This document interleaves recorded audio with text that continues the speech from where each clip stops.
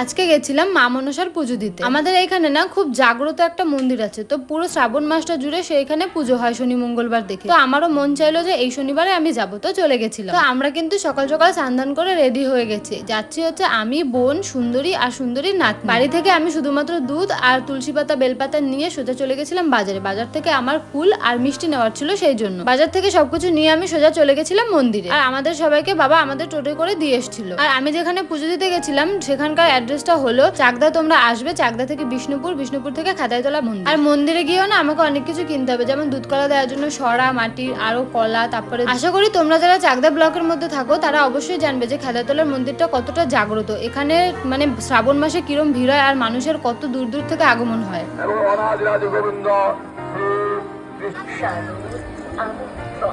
আসুন